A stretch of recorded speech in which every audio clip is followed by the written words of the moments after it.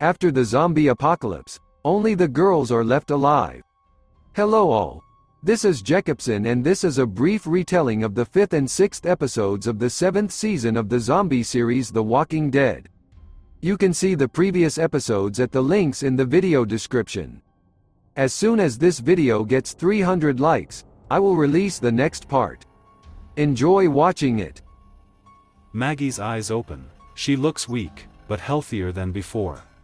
She is in Dr. Carson's medical thriller in Hilltop. He informs her that she has suffered a placental abruption from the uterus, but the baby is fine. Dr. Carson advises her to rest and stay in the Hilltop for the entire duration of pregnancy. Maggie asks Sasha where Glenn and Abraham are buried. Maggie kneels at Glenn's grave. Sasha gives her Glenn's pocket watch. Maggie puts it on Glenn's grave as a monument. Sasha offers Maggie to stay at the Hilltop. Jesus comes and puts flowers on the graves. Gregory stays and demands to tell why Maggie's people did not destroy all the saviors and whether they know about his deal with Rick. He tells Maggie and Sasha to burn Abraham's body and orders them to leave the Hilltop by morning. Gregory tells Jesus that if they leave, he will have a plausible rebuttal, and the saviors will not think that they conspired to destroy their outpost.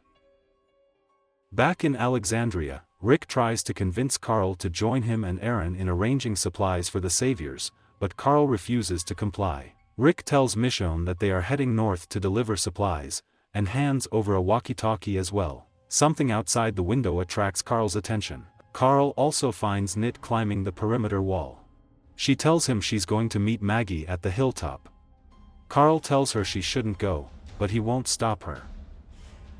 Sasha makes beds on the couch in Jesus' trailer, where he and Maggie stayed the night. She asks Jesus to talk to Gregory and offers Maggie to make a living by picking up trash at the Hilltop. Jesus gives her a necklace of Abraham's brake lights, and Nit rides her bike on an empty road where she meets a walker. A car appears out of nowhere and crashes into him and a nearby pole. And Nit finds Carl driving. Maggie and Sasha wake up in the middle of the night and see that fires are burning on the street. Music is coming from a parked car. The gates of the Hilltop are open, 4 guards are tied up and hanging from the platform. The doors of the trailer window are locked. Sasha and Maggie climb out through the hatch. They see walkers flocking to them through the front gate, attracted by the music. Jesus helps Sasha kill walkers. Sasha tries to stop the music, but discovers that the car is blocked by metal bars. She sees a metal hand with an outstretched middle finger attached to the back of the car, a souvenir from the saviors who are behind the attack.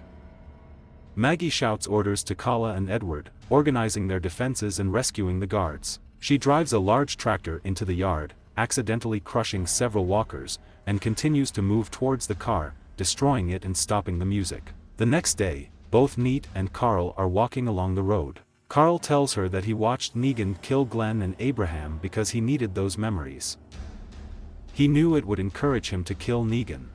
Gregory thanks Maggie and Sasha for saving Hilltop, but still refuses to let them stay. He slyly offers Sasha to negotiate with him one-on-one. Go to hell, Maggie says. They are interrupted by the noise of approaching cars in the courtyard. Gregory tells Jesus to hide Sasha and Maggie in the closet. Simon leads a group of 20 saviors to the Hilltop. Carl finds roller skates in a backpack on the side of the road. They hold hands with their sons and smile as they ride along the road. Saviors enter the house of ringtones. In the office, Simon tells Gregory that they have released walkers to the Hilltop to remind its residents that walkers are still a threat and the rescuers are doing a great service by killing them. He informs Gregory that the saviors at the outpost have been killed. Gregory pretends that this is news to him. Simon says he will be the new Negan for Gregory. Simon asks if Gregory has anything to tell him. Actually, there is, says Gregory. He leads Simon to a closet in the foyer and opens it, intending to hand Maggie and Sasha over. Instead, he finds boxes of Scotch whiskey. Although he personally despises him, Simon says that Negan will be pleased, and orders the savior standing next to him to put alcohol in Negan's truck. On the way, Simon orders Gregory to kneel, which he does without much resistance. The saviors are leaving. Carl and Enid get to the Hilltop and sees the rescuers loading their trucks.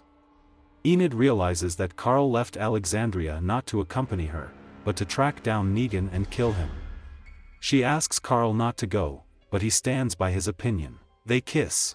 Jesus frees Maggie and Sasha from the closet in Gregory's bedroom. Gregory reproaches Jesus for hiding them there, and not in the closet in the foyer. Jesus confronts Gregory and forces him to let Maggie and Sasha stay. Jesus threatens to reveal Gregory's deal with Alexandria, depriving him of a plausible rebuttal. When Gregory says that saviors can be reasonable, Maggie, angered that he says so about the people who killed her husband, hits Gregory in the face. Then she reaches into his pocket and takes Glenn's watch, which Gregory stole from the grave. Jesus tells Maggie and Sasha that at first he couldn't imagine anyone other than Gregory running the hilltop. "Now I can," he says cryptically. Maggie leaves. Sasha asks Jesus to find out where Negan lives, but to keep it a secret from Maggie. Jesus agrees to follow the truck, which is heading back to the camp of the saviors. Maggie finds Neat sitting by Glenn's grave, and they embrace. And Neat cooks dinner for Maggie in Jesus' trailer, and Sasha joins them. Maggie gives the pocket watch and knit away, saying they don't need items to remember their dead. They sit around the table, take each other's hands and pray. The saviors are leaving Hilltop. Jesus sneaks into a truck that is heading to their camp. He takes a sip of whiskey, then pours the rest out of the bottle. The voice says, "Hey." Jesus looks at the front of the truck and sees Carl among the cargo. Young girl Rachel Ward kills a walker on the beach. Soon after, she notices another body washed up on the shore. Believing that this is a future walker, Rachel rushes at him to kill him. Her older companion, Cindy, stops her. Cindy points out that the body, which turns out to be Tara, is still alive, but is unconscious. Rachel reminds Cindy that they have to kill all the strangers they meet. However, Cindy convinces her to save Tari's life and drags Tara's body to the beach. In the flashback, Heath and Tara are having dinner in a van at the end of a 2-week garbage collection job. Heath suggests they return to Alexandria, but Tara insists that they continue to search for ammunition and medicines. Heath regrets killing the saviors at the satellite station. He reluctantly agrees to dig around for another day before heading home. Cindy is reading in her bedroom and looking at her watch. Later, Cindy returns to the beach and finds Tara sleeping in the place where she left her. Cindy leaves a fish wrapped in cloth, a couple of water bottles and a spear next to the old one, and then leaves. Tara, who only pretended to be asleep, follows Cindy into the woods. Tara follows Cindy through a secret entrance to a bustling village where a large group of women live. Suddenly, as Tara watches from behind the house, several women drive the children into the house. Older girls and adults begin to arm themselves and organize. While Tara is looking at this, one of the women turns around and shoots her. Tara runs away from the shots, beats one of the women down, knocking her out. Rachel stands in front of Tara and is about to shoot her when Cindy intervenes again. New women appear from the forest, surround Tara and hold her at gunpoint. The leader, Netania, orders Cindy to move away from Tara. In the flashback, Heath and Tara carefully move forward across a barricaded bridge littered with dumpsters, cars and tarpaulins. They stumble upon a large pile of packed sand. The container pulls the dependent bag stuck in the sediment. Heath tries to stop her, but it's too late. The mound collapses, releasing a herd of walkers who were trapped inside. Sand walkers rush at Tara and Heath. When Tara falls, it seems that Heath leaves her for dead. In the present, Tara is sitting handcuffed to the radiator. Tanya enters the room, joined by Katie and Beatrice, and begins questioning Tara about her past. Tara lies and says nothing about Alexandria when asked where she is from. Instead, she tells them she's from Atlanta. She says she was traveling with a friend who worked with her on a fishing boat. She fell off the bridge after they were attacked by walkers and eventually washed ashore. She offers to leave their settlement, but Natalia worries that she knows too much. In the evening, Natalia invites Tara to have dinner with her, Cindy, her granddaughter, Katie and Beatrice. At the dinner table, they take off the old handcuffs. Over dinner, Natalia invites Tara and her friend to settle in their settlement so that they do not reveal their whereabouts to anyone. Tara notices that there are no men in the settlement. Natani explains that all the men were killed in a skirmish with another group, after which the women decided to move their house to another place and remain in secret. Tara confesses that she comes from a community that killed a threatening group at an old satellite station so they could stay alive. She invites their groups to unite. Netania agrees to send an old guide to find Heath and meet her community. The next day, Tara leaves the settlement with Katia and Beatrice. As she passes a group of women and children at outdoor tables, Rachel spits at Tara's feet, to which Tara waves her away. In the forest, Tara guesses the real plan: Katie and Beatrice are going to kill her. When a walker appears, Tara volunteers to kill him and takes the opportunity to escape. Beatrice catches up with Tara. After a struggle, Beatrice takes Tara at gunpoint. Tara begs to be returned to her friends, but Beatrice tells her it's too late and assures Tara that her people are dead. She explains to Tara that the inside knows about the saviors. The saviors at the satellite station were only a small part of their forces, and the satellite station was just one of the many outposts of the saviors. You won't be able to stop them, Beatrice warns, explaining that her group also tried to fight the saviors. When the saviors won, they lined up all the men and boys over the age of 10 and shot them. Beatrice explains that instead of working for Negan, they disappeared and hid. She tells Tara, "We can't let you bring them back to us," but before she can pull the trigger, Cindy knocks Beatrice to the ground. "Run!" Cindy shouts to Tara. Cindy catches up with Tara and makes her swear to keep the secret of her settlement, to which Tara agrees. Cindy gives Tara a backpack with food and water and offers to take her to the bridge where she last saw Heath.